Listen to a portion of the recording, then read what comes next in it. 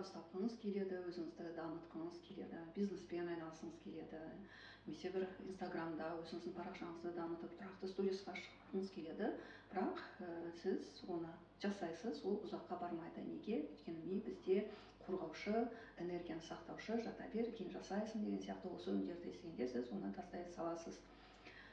Не істеу керек енді? Бұл кезде біз өзіміздің миымызбен келісімге тұруымыз керек.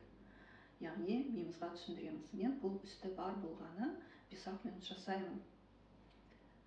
Бірақ тұрақты, күнделікті деген сияқты. Осы істі жасағанда мен өзіме сыйлық жасаймын. Яғни бізде қуаныш гормонын сезінуіміз керек. Бізге дофамин бөліну керек. Бізде дофамин бөлінген кезде біз оны жасай бастаймыз.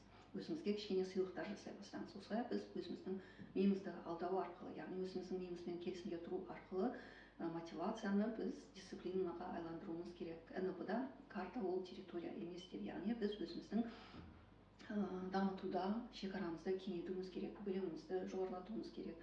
Үнемі тұрақты өзімізбен осылай жұмыс жасау арқылы біз өзіміздің қалаған жетістігімізге жетеміз. Сондықтан осы төменде постқа өтіңіз, соны оқыңыз.